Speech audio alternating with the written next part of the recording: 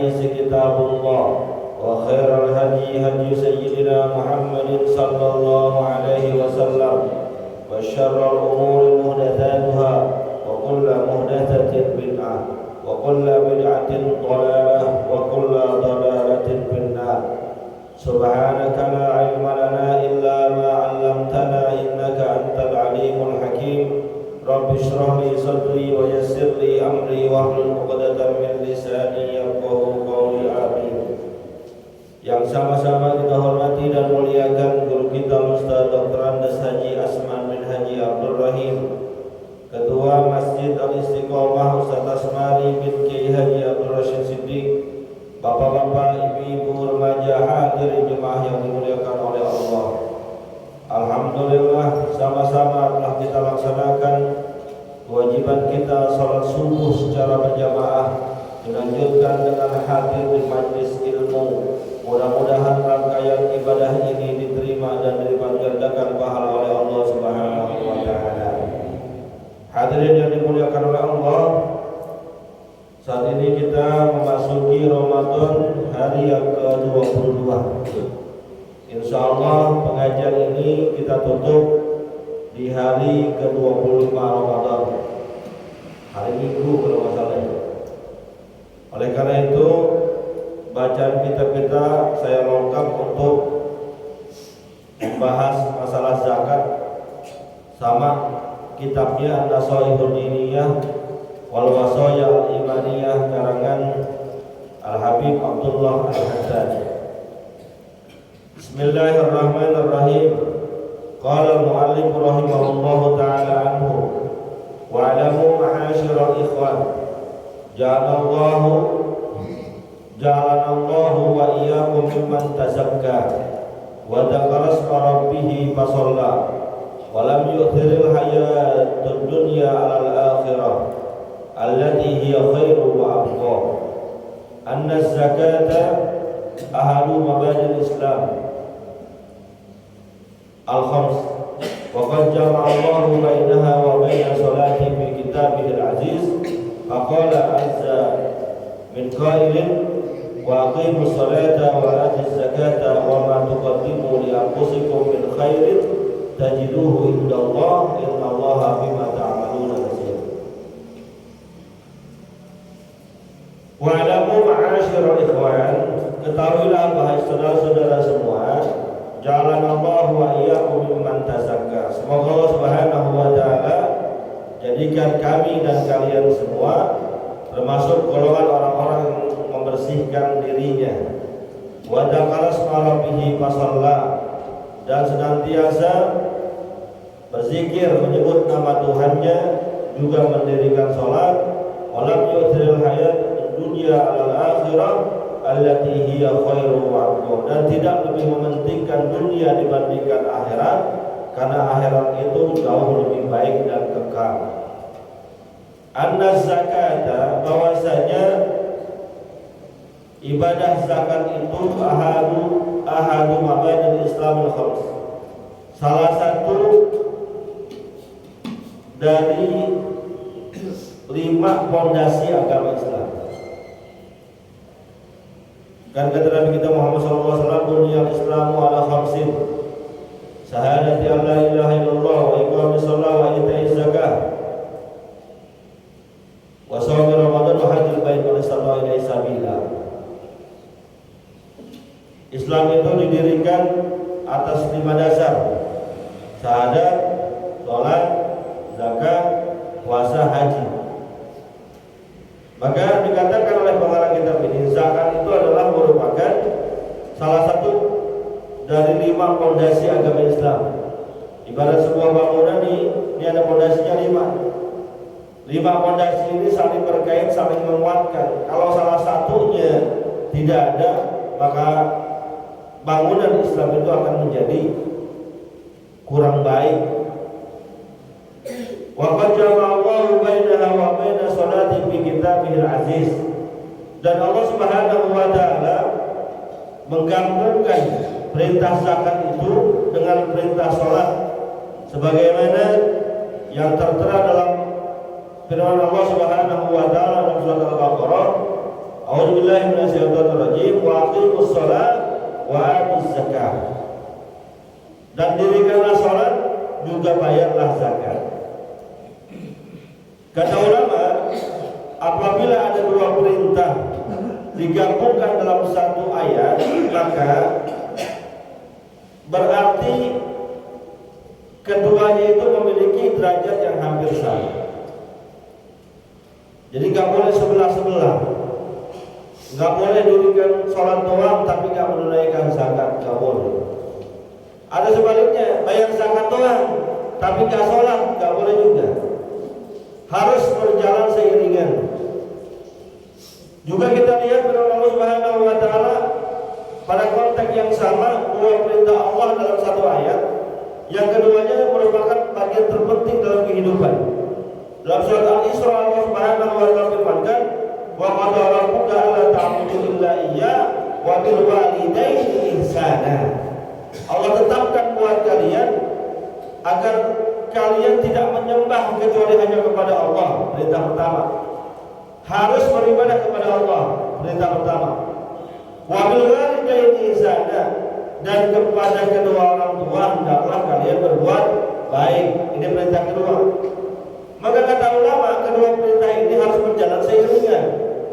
Enggak boleh taat doang kepada Allah tapi sama orang tua durhaka, jauh sama orang tua, enggak boleh. Atau sebaliknya, sama orang tua taat banget tapi sama Allah jauh, enggak boleh juga. Maka saking keterkaitan ini, ada hadis Nabi kita Muhammad SAW menyatakan, "Ridallah bil walidain wa sudullah bi suhtihima." Redoknya Allah kepada kita tergantung redok orang tua kepada kita.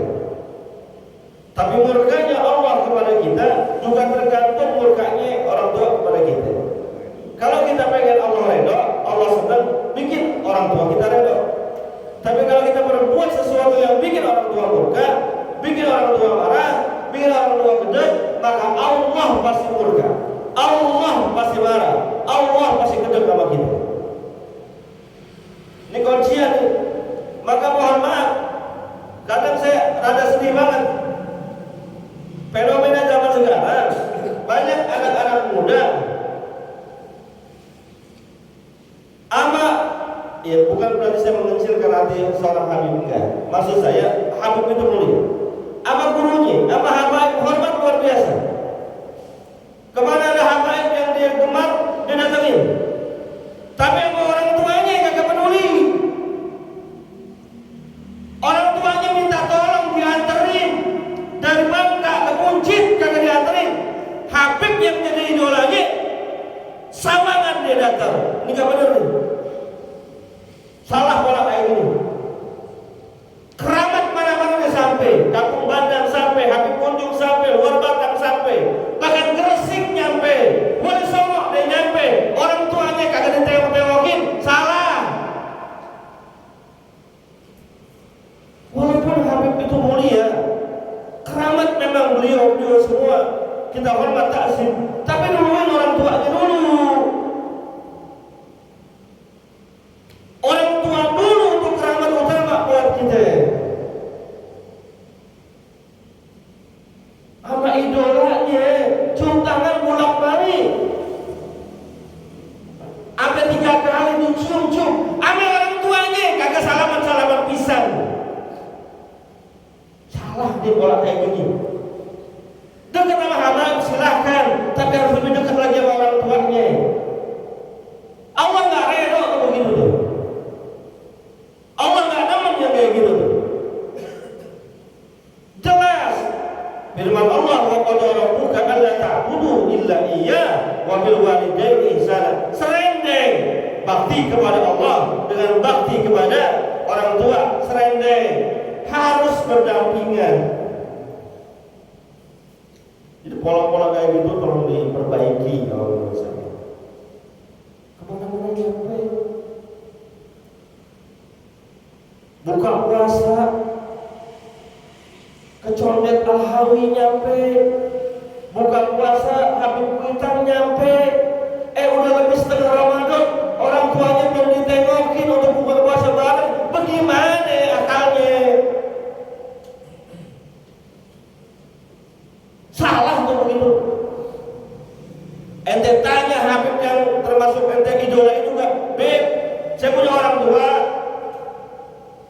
15 Ramadan, 1 sampai 15 Ramadan, saya belum pernah datang ke beliau, belum pernah buka puasa sama beliau. Terus saya datang ke Habib buka puasa bareng, boleh apa enggak? Saya yakin Habib itu bilang enggak bakal boleh. Durhaka ente. Wow, ente cium tangan tuh Habib pulang balik. Durhaka itu. Ini fenomena zaman sekarang begitu. Silakan. Yang mengidolakan Ustaz Kiai Habib manapun silahkan, tapi orang tua ente duluin, orang tua ente nomor satuin. Karena adanya kita, bisanya kita, makannya kita hari ini karena beliau semua. Doain orang tua kita, Allahumma fir lana wa liwalidina warhamna warhamhum kama rabbauna shighara. Ya Allah, ampuni saya, ampuni kedua orang tua saya sayang mereka sebagaimana mereka menyayangi orang tua. Jadi berkaitan dengan zakat ini ada 3 perintah Allah yang senantiasa direndengkan. Pertama, atiullah wa atiur rasul. Taat kepada Allah, taat kepada Rasul. Gak bisa taat kepada Allah doang sama Rasulnya cuek, atau gak bisa taat sama Rasul doang sama Allahnya cuek, gak bisa. Harus beriringan. Yang kedua, bakti kepada Allah, juga bakti kepada orang tua. Gak bisa salah satunya. Yang ketiga, mendirikan sholat dan menunaikan zakat, itu satu paket. Gak bisa salah satunya, harus dua-duanya.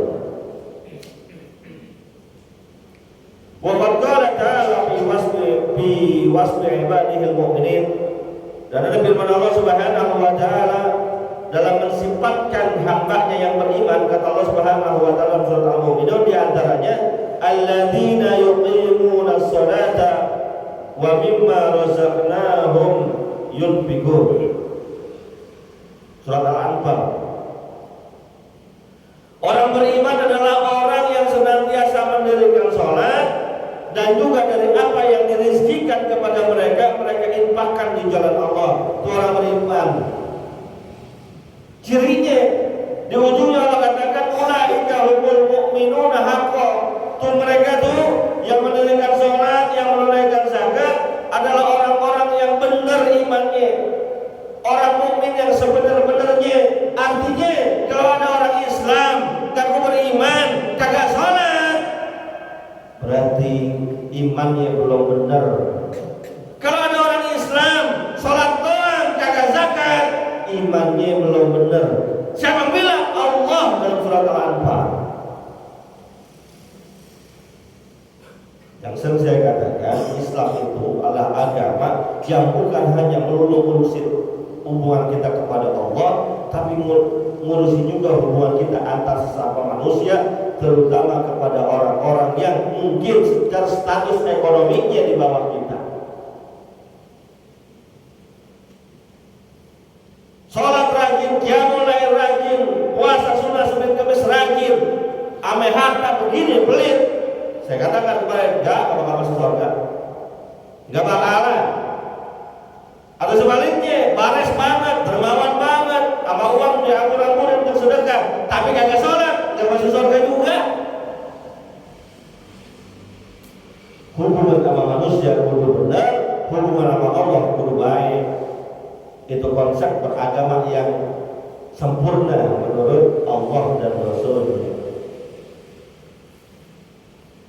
Wa qala ta'ala, firman Allah Subhanahu wa ta'ala dalam ayat yang lain, surat At-Taubah, wal mu'minuna wal mu'minatu ba'duhum awliya'u ba'din ya'muruna bil ma'ruf wa yanhauna 'anil munkar wa yuqimuna as-shalah wa yu'tuna az-zakah wa yuti'una Allah wa rasulahu ulaika sayarhamuhumullah wallahu 'azizun hakim. Orang mukmin satu dengan yang lainnya senantiasa ya'muruna bil ma'ruf, mengajarkan, mengajak, memerintahkan untuk berbuat kebaikan. Yang namanya orang beriman pasti ngajakin yang baik-baik. Gak mungkin dia jadi provokator. Kalau ada provokator, imannya kurang benar. Provokator dalam kejahatan. Orang beriman itu ngajakinnya ke masjid, ngajakinnya sholat. Orang beriman itu ngajakinnya kebaikan. Kalau ada orang beriman ngajakin kita jauh dari masjid, ngajakin kita nggak mau sholat berjamaah, ngajakin kita memprovokasi orang lain, nggak boleh hadir majelis taklim, berarti itu bukan orang beriman. Dalam ayat yang lain, justru orang munafiklah yang ya'muruna bil fahsya, ngajakin, memerintahkan, memprovokasi orang untuk berbuat kejahatan, kemaksiatan. Wa yanhauna 'anil munkar, orang beriman itu konsepnya mencegah kemunkaran. Kalau ada kemungkaran nggak benar, bengkok lurusin, yang benar, yang salah benerin, yang kurang bagus sempurnain. Itu orang beriman. Nggak peduli posisi kita ustadz ke, RT ke, orang biasa ke, pejabat ke, kalau ada yang salah di lingkungan kita dan kita bisa tegurnya, tegur. Man ra'a minkum munkaran falyughayyirhu bi yadihi, fa illam yastati fa bi lisanihi, wa illam yastati fa bi qalbihi, fadzalika adzabul iman. Siapa orang yang melihat kemunkaran, maka cegahlah dengan tangannya. Kalau nggak bisa, cegahlah dengan lisannya. Kalau nggak bisa juga, cegahlah dengan hatinya. Benci dengan perkara-perkara kemaksiatan. Jangan ditemenin. Ada orang berbuat kemaksiatan tempat kita, kemunkaran tempat kita, tegur. Atau mirip-mirip kemaksiatan, perilaku yang nggak pantas, mohon maaf. Main kartu di tengah jalan bulan Ramadan, orang nonton, pantas nggak saya tanya? Pantas nggak kira-kira? Nggak pantas, tegur, bilangin. Bang, lu kalau mau main kartu di rumah lu sono, jangan di pinggir jalan. Ngajarin yang kecil-kecil dah. Nggak pakai duit, Pak Ustaz. Iya, gue tahu nggak pakai duit. Duit tidak kelihatan, tapi jangan di tengah jalan dong. Bulan puasa nih, hormatin nggak pedikir? Bilangin. RT ke, orang biasa ke, depan rumah kita tegur. Munkaron. Nggak bisa pakai tangan kita, nggak bisa pakai.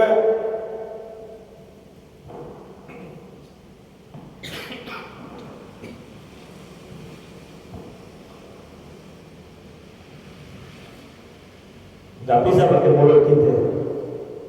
Lapori ke beranda.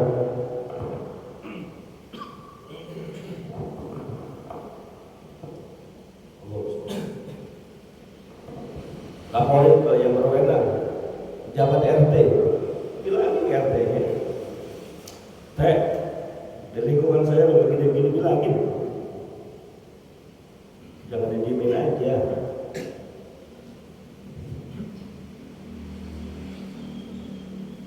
Walaupun itu bukan kemaksiatan karena nggak pakai duit, paling enggak nyerempet-nyerempetnya.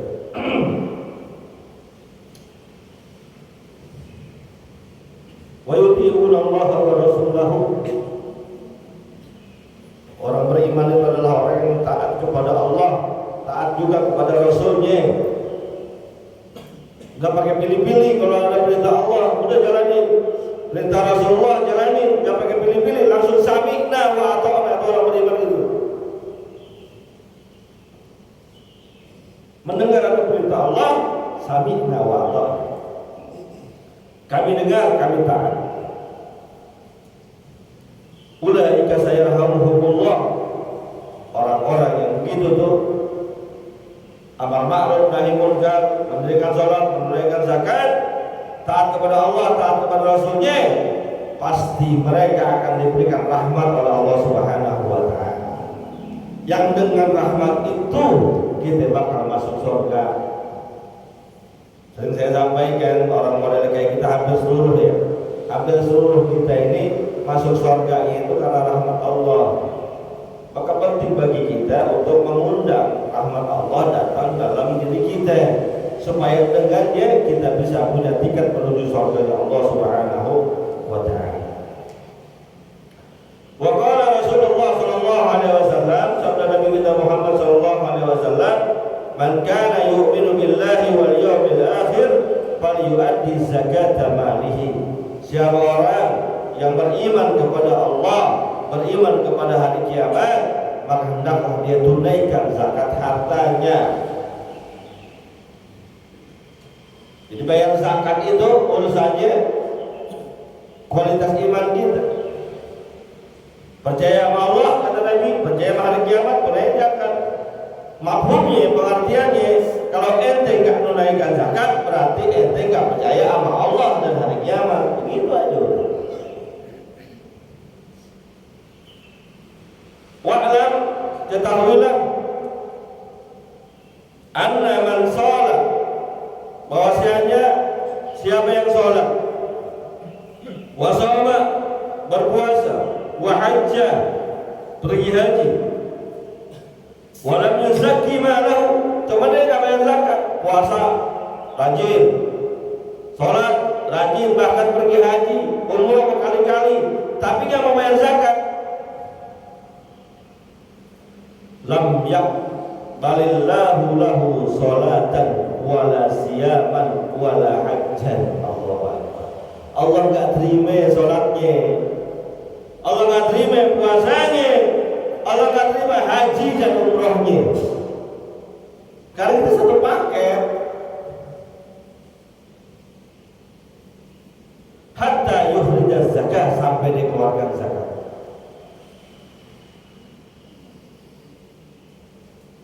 Wa dzalika li anna hadhihi al-asya', begitu juga karena sesungguhnya perkara-perkara ini yang tadi itu, salat, puasa, zakat, haji, murtabitun ba'duha bi ba'din, saling berkaitan satu dengan yang lain. Bukan ibadah yang terpisah-pisah, terpisah secara pelaksanaan, tapi secara struktur mereka saling kait-mengkait, saling berterkaitan di antaranya. La yaqbalullahu min 'amil ba'diha hatta ya'mala biha kullaha. Maka enggak diterima orang yang mengerjakan sebagiannya sampai dia kerjain yang lain. Semuanya berkaitan. Jadi kalau ada orang zakat, puasa, haji nggak sholat, itu yang ditinggalin sholatnya, maka amalan yang dikerjain gak bakal diterima. Menurut Imam Abdullah Al-Haddad. Atau di sholat, di zakat, di haji, puasanya dia gak kerjain, yang tiganya itu yang oleh dikerjain gak bakal diterima. Karena murtabitun, saling berterkaitan secara struktural, nggak bisa salah satunya, satu paket. Harus dikerjain semuanya. Karena yang jika ditinggalkan mempengaruhi terutama urusan sholat, jelas kalau urusan sholat. Hadisnya pun jelas. Wa'lam, dan ketahuilah, anna zakat la tajibu illa fi malin makhsusin, bahwasanya kewajiban zakat itu tidak diwajibkan kecuali pada harta yang dikhususkan. Jadi menurut sebagian ulama, yang dizakatkan itu adalah sesuatu yang sudah disebutkan oleh Rasulullah. Di luar itu tidak ada zakatnya. Emas, perak, harta, biji-bijian, buah-buahan, hasil sawah, hasil ternak, itu yang dikeluarkan zakatnya. Yang di luar itu, menurut pengarang kitab ini, itu nggak ada zakatnya. Termasuk yang sekarang terkenal itu zakat profesi. Jadi zakat profesi secara zahir hukumnya itu tidak ada ketentuannya menurut Rasulullah SAW. Tapi sekarang diperlakukan di zakat profesi. Karena ijtihadnya diantaranya Dr. Al-Mahmud Yusuf Al-Qaradawi. Jadi orang kerja nih, orang kerja penghasilannya sekian, setelah dihitung-hitung setahun melebihi nasab kadar minimal zakat, maka dia wajib bayar zakat. Zakat profesi dipotong dari gajinya.